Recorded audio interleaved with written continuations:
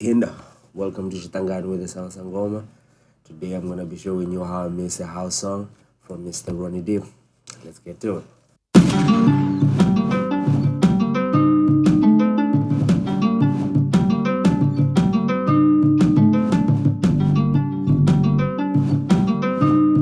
Cool. So this is the song that I got. I'm going to play a section of the song for you guys. Just to make sure that you know what we're working with, so I'm probably just gonna play it for me up until here. Falling, falling, falling for the star. Falling, I'm falling, falling for the star. We were young, chasing the morning sun. I can hear the sounds of joy in times of fun. Hey. Cool. So basically, that's what we're gonna be working with. You can go and listen to Ronnie Deep Solution out now on streaming platforms. So, as always, started with my kick drum. This is how I got the kick drum. That's the kick drum that I got from the producer, and then started it with an EQ. Boosted a little bit of that, took away some of these frequencies here. It's just that boominess I didn't like, and then took some of that high frequencies there, and just control a little bit of that bang at the end of the kick. Smack attack. So with the smack attack, what I want to do is just give it a little bit of more attack, give it a little bit of more body, and then take away a little bit of the sustain. So this is where I ended up. So I want you to pulsate. So if you listen to it here, kind of like long tail, so I kind of like give it a duration 31 of the attack. If you still don't understand what transient shapers does, go watch another video on the page. There's a video on transient shapers, you'll understand. But for now, like I said, I just wanted a little bit of more attack. You can see they're just recreating those transient. And then I based it. Just give it a boominess at like 62, which is 120. If we multiply that, you know what I mean? It just feels a little bit tame, and then I just give it a little bit of that low end at the bottom. Let's see if we go to 30, what's gonna happen. Ooh. Something felt nice here. I think I like that. I like that. Between this and this, nah, I'm going here. Yeah. Feel that. Cool, and then I outvoxed it. Make it come through a little bit. Just make it tighter. So basically with that, this is without, this is with. Probably go there because I know I'm probably putting a lot of energy. Just want to filter, normal filter, EQ1. Just want to filter at some low frequencies. That's probably coming through there. So do the 24 dB octave. Yeah, something like that. Let's take away some of that because they're taking a lot of energy. Of course, bend it to the center. So with the stick, side stick, this is how we got the side stick. One thing that I probably do to the side stick is just go this side and clip gain it.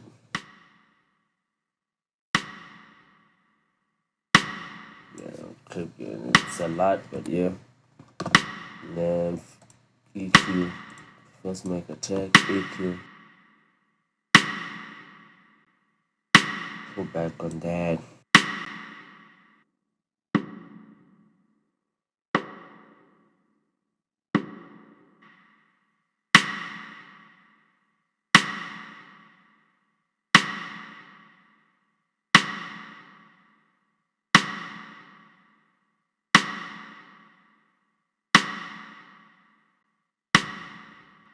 Cool. Smack attack. I mean, just to make sure.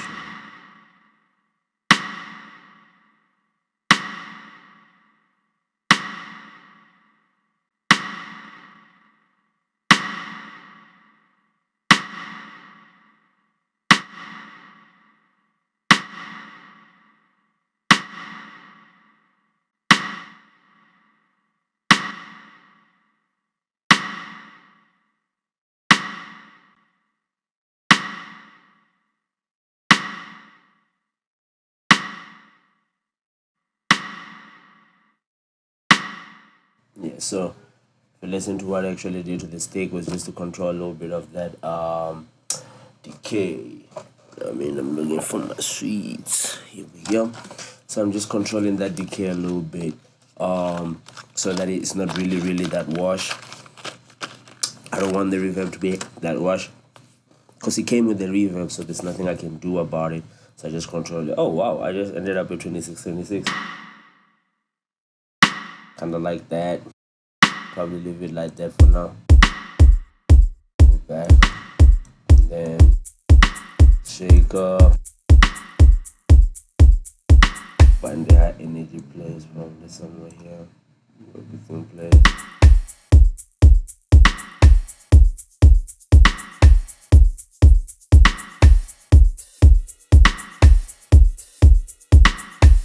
Some overheads. So I'm kinda like halfway there with my drums this time. So let's deal with the bass.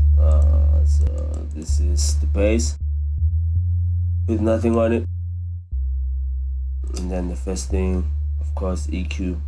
Filter some, I want that low end there. Still wanting to make space for the kick a little bit. Give it a little bit of the highs. Probably put it back on that a little bit. Want to compress him. Get the body of him.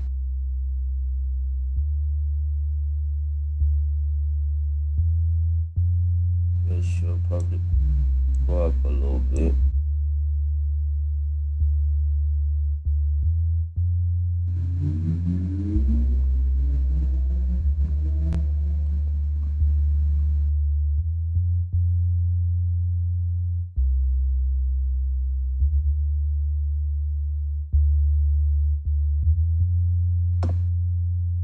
Cool the compression then I add a saturator. If you haven't watched the episode on saturators, please make sure that you do that. That's where I will explain more of what the saturator is actually doing. But for now, you know what I mean, just a little bit of preamp in the middle, a little bit of bass, punch, a little bit of crunch. I drove it, of course, some low end, some high end. And then there's a little bit of a level jump with it. And then I want them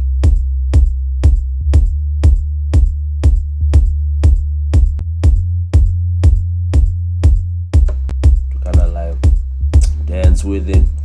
So basically that's my bass. I probably do most things on the bass. And then I get to my piano. The first thing on the piano, a lot of people will be like, why don't you start with an EQ and then go to this? I started with this because then I can EQ the overall sound as one. You know what I mean? I don't have to use the EQ and then do something and then use another EQ. So I went on this first, so let me take the EQ out. I went into the Chris Lord Algae without, gave it a little bit more space. I'll take that away, I don't like that. Pushed it a little bit, give it a little bit of chop end, give it a little bit so from, yeah. And little bit of those mid frequencies, the low mid frequencies that I'm not looking for. So I went and did that, filtered the low frequencies. So for your sake, let me just pull this without the EQ. The EQ, probably pull back this a little bit. Yeah. And then pull this down some more. If you want to hear those frequencies, it's basically that there. Top of the mouth. And then that nasally sound. Give it some high frequencies. I have a red first, saturating it to give it a little bit of analog feel. Drove it a little bit. So if I go without all of this,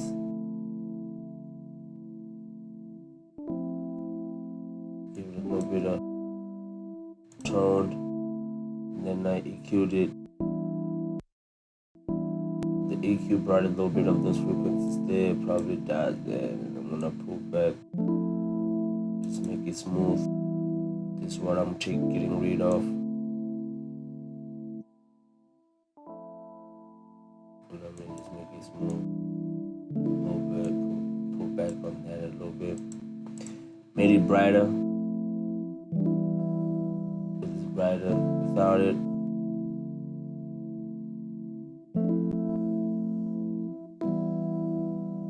Feels a little bit more brighter, comes out. And then stereo widened it a little bit, some phasing, so that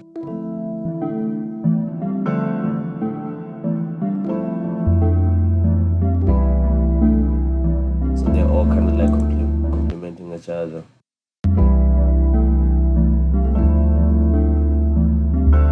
And from there went to, so for example, if I make you listen to this without the vocals for now, that's where we're at.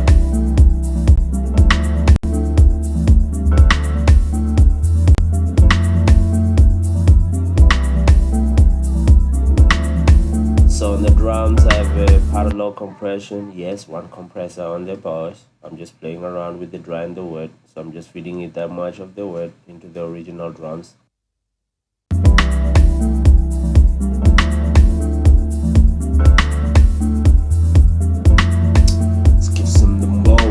Saying, make sure that the low end is there, and then I will have 6, just tone in the drums a little bit. So if I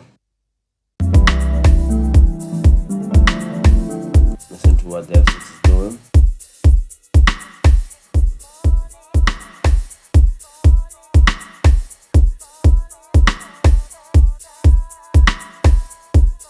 listen to the bottom end of the kick, because it's like pop, pop, pop, pop, and then when the F6 comes in, it's like G, G, which is what I want. So listen to,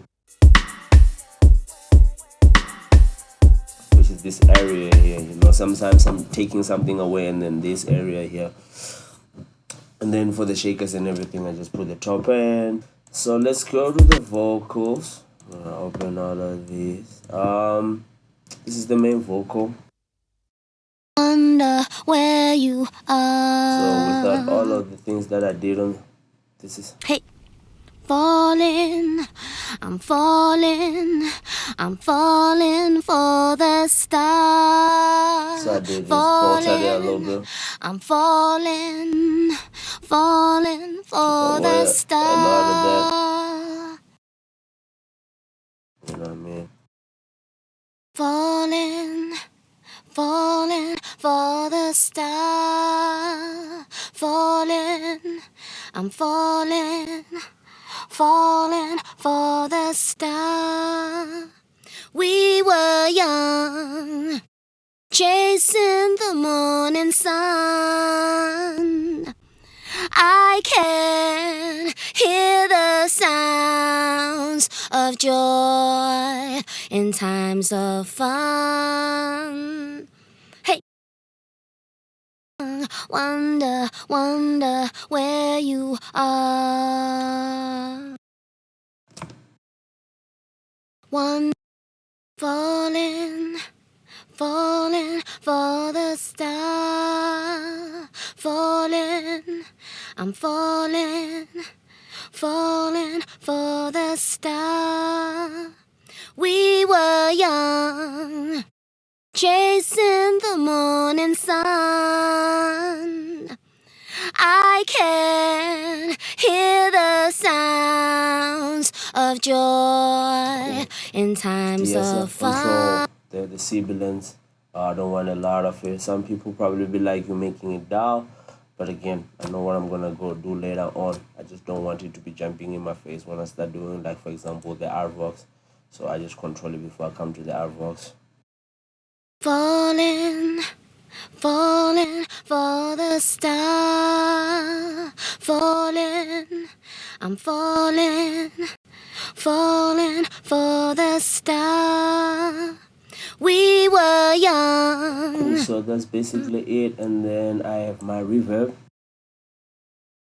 Falling, falling for the star. Falling, I'm falling, falling for the star.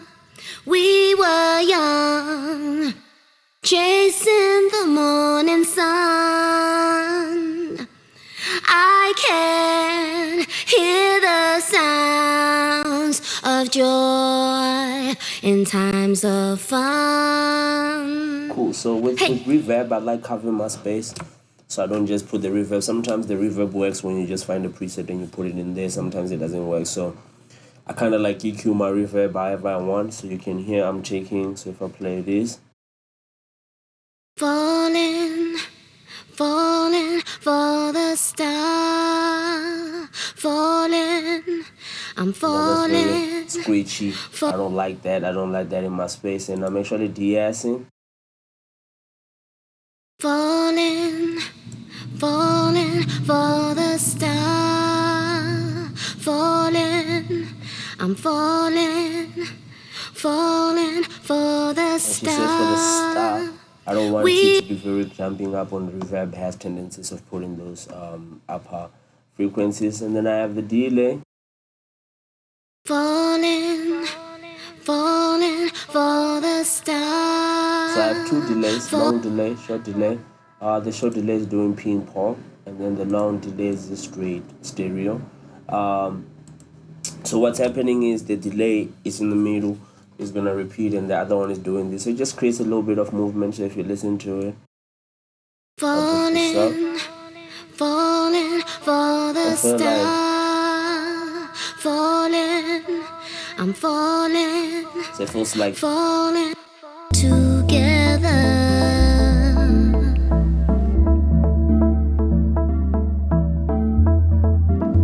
Drifting, and I'm falling for the star. Falling, I'm falling, falling for the star.